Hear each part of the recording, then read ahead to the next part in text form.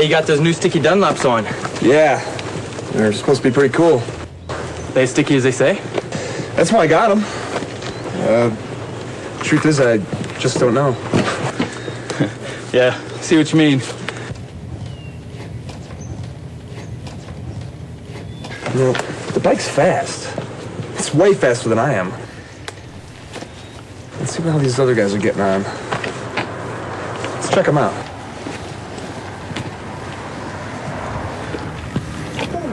Whoa. Oh, whoa. Now, this guy's brave. He can really lean it over. Hey, look at those foot pegs all ground away. Jeez. And that tire. Gosh. Can I help you gentlemen with something? Is this your bike? Yes, she is. Hey, how do you do something like this with a bike like that? I guess I learned a few things in my days. Yeah, I guess so. You got any advice for us? Advice? It's a very interesting topic. You brake straight up. No way, pup. Trail brake. All the time. No, bro, I'm pretty sure you're supposed to countersteer in the turns. Just get more seat time. You'll improve. No way. You gotta plan out your laps. Be safe. What you do is you downshift to slow down. No. Use the brakes. No, man, it's countersteering. Body steering, man. It's body steering. You got to be smooth. One can hear a lot of advice about riding. Here. I started with this. Yeah. That's the Cornering Bible. Go ahead and read it for a week. And go ahead and bring it back to me. Wow, thanks. No problem. Take it easy, guys. Thanks, you too. You see you around. Hi, I'm Keith Code.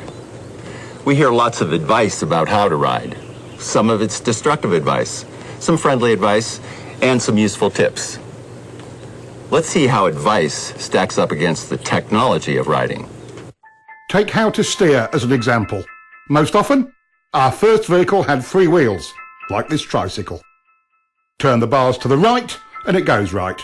Turn to the left, and it goes left. Simple. Our first ventures out on 2 wheels usually involved training wheels. Now we have a 4-wheeler. From the tricycle experiences, we instinctively turn right to go right, and it works. In the time-honoured method of training, we raise the training wheels. Now we have a recipe for disaster. We've lost 2 wheels. It's now a frighteningly unstable machine. The child expects it to steer like everything else she's ridden. Look what happens though. She steers to the right and the bike tips over to the left, just like all 2-wheeled devices. Just go for it. Even with all the bad advice, out of our sense of survival, we somehow make it work. She has never But balanced do yet. we Lower the training understand wheels. You'll kill the her. underlying technology of it? All 2-wheeled vehicles steer differently to 3- and 4-wheelers. To go right, you apply pressure to the right handlebar. That action initiates the turn. The bike then leans over and the front wheel turns into the turn. It's called counter-steering. That's why training wheels are so confusing at first. It's counter to everything the child has learned. There you go. Hey, good job. Listen, kid, steering is simple.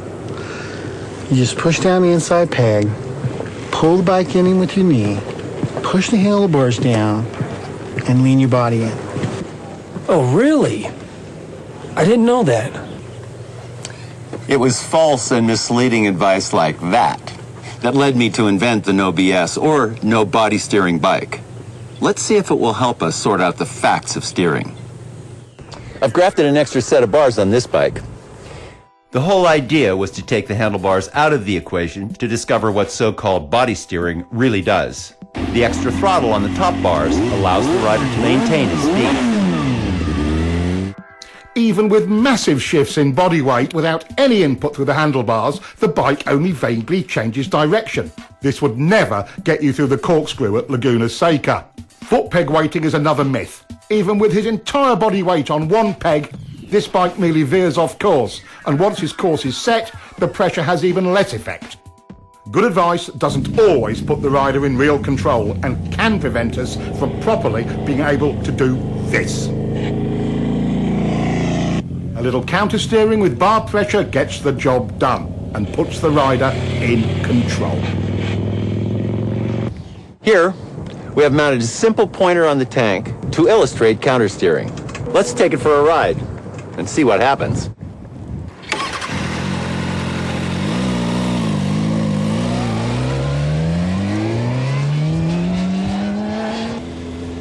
See how the pointer shows the bars moving first to the left and then right, and vice versa?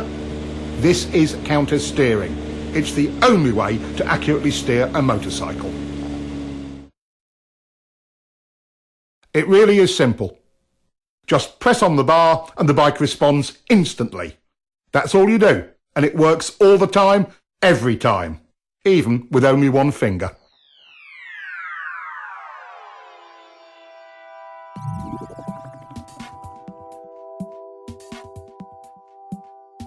The idea that we lean to steer comes from the fact that when you lean right, you unconsciously pressure the right handlebar, and that counter-steers the bike right.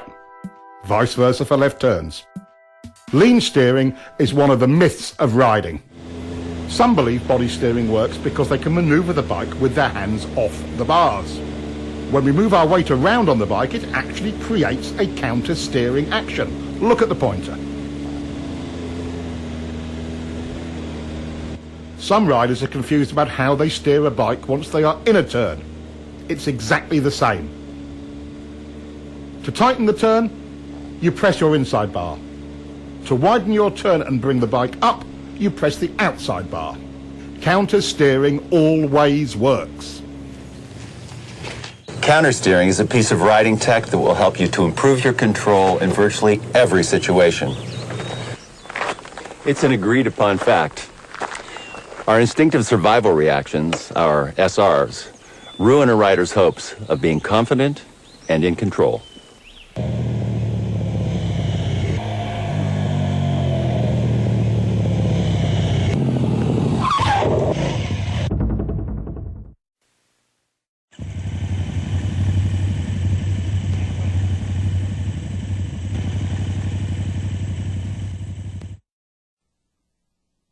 In riding, there are 8 distinct so-called survival reactions, or SRs, and we can see all of them in this one incident.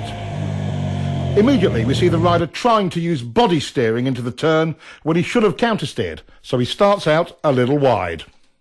If you'd known how to steer the bike, this whole thing could have been avoided. Let's get back and see what other errors were made.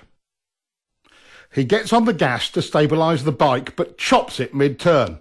The bike stands up a bit, and that's SR number 1, chopping the gas from panic. Now he's counter-leaning against the angle of the bike. This increases bike lean angle, but doesn't tighten up the turn as he had hoped. This is another SR.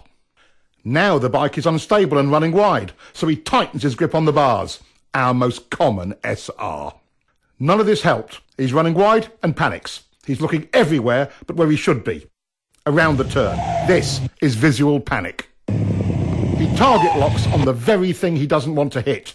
An SR? You bet. In a panic, we go where we look. He's steering directly towards the log where his attention is locked. SR number 6. With his attention tunnelling down, he cannot steer effectively and becomes frozen on the bars. Yes, SR number 7. He can't turn, so he jumps on the brakes. Our 8th SR.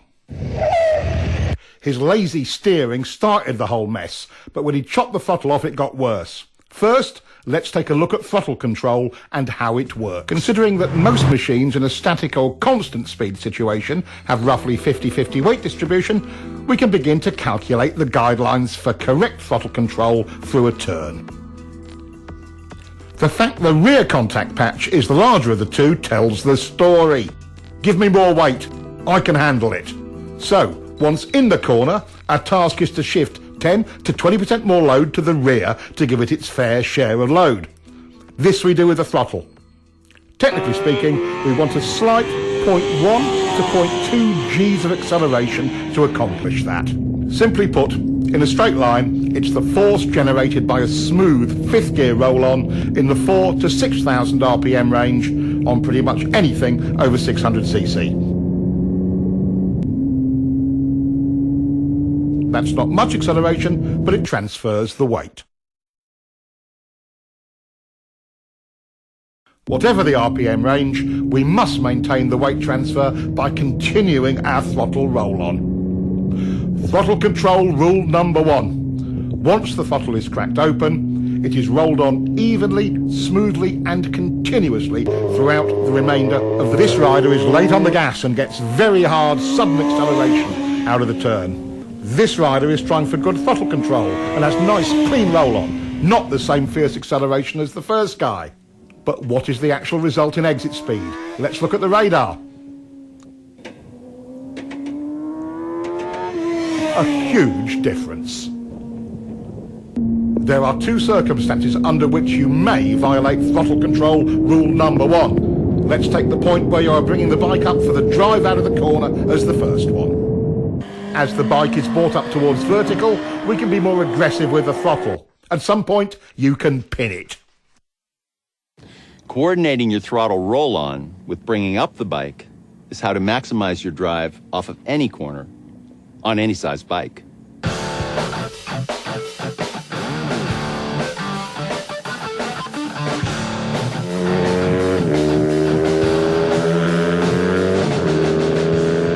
Most riders wait until the bike is nearly upright before they increase the roll-on rate. The skill of it is in accurate timing of the pick-up and roll-on. What difference does it make? Quite a lot. The second exception to throttle control rule number 1 is traction control. Riders can be far more aggressive with mid-corner and exit throttle.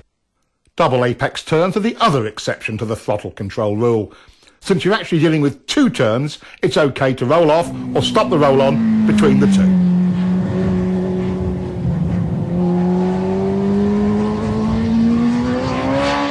Good handling means predictable traction, and good traction depends on your suspension working well. In mid-corner, on a properly set up bike, the forks and shock work best in roughly their mid-stroke range. With good throttle control, you can see the forks working in their mid-stroke in mid-corner. Is that as good as it gets?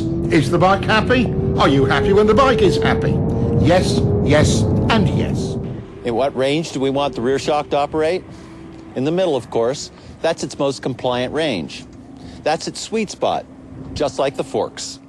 Once you get back on the throttle, weight begins to transfer to the rear. The rear shock becomes our main concern because we must now rely on it more for stability and traction. Contrary to popular opinion, getting on the gas hard makes the back of the bike rise. That applies to both chain and shaft drive bikes. As it rises, the rear suspension becomes stiff. This results in the rear tyre not being able to follow the road's surface as well, and traction is reduced. This becomes abundantly clear when we look at front wheel speed compared to rear wheel speed on a straight. There is quite a bit of tyre slippage, and look at the rear suspension's position. Nearly topped out. Again, it isn't working well. With good throttle control, we get what the bike is designed to deliver: working suspension and optimum traction. Another downside of survival reaction number 1, chopping the throttle, is reduced ground clearance. Not only does the front compress, so does the rear, which further reduces your clearance. Riders are often confused about why the bike initially stands up and runs wide when they get off the gas mid-turn.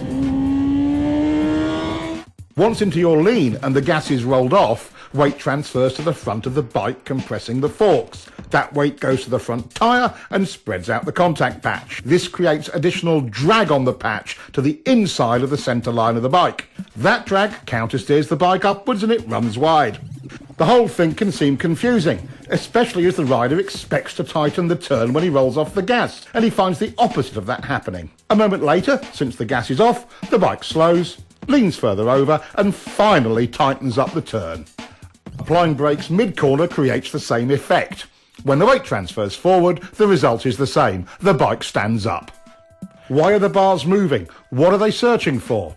They're trying to find a position that will stabilise the bike by maintaining the correct tracking of front and rear wheels. The bike does this without any help from the rider. If the rider could hold on tight enough to stop the bars moving, he would only amplify that wobble. The force he puts into the bars creates resistance and a ploughing effect at the front tyre's contact patch.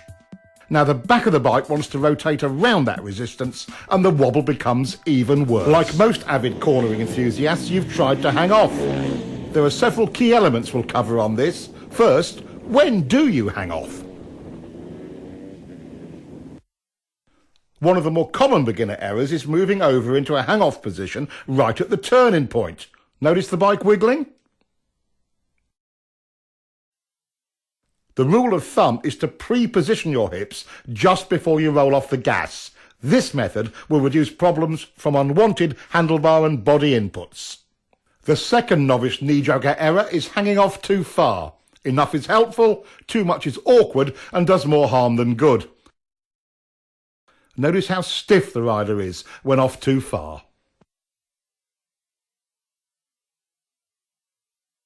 One cheek off the seat is enough. These two simple rules will get you started. Hang off early and not too far. To make this possible, how do you become efficient with your steering? What works and what doesn't work? The plane of rotation of the bars looks like this. At a steep angle like this, half your input into the bars goes straight down and is a total waste of energy. At this angle, you're still only 75% efficient. Here, your input is in line with bar rotation and is 100% efficient.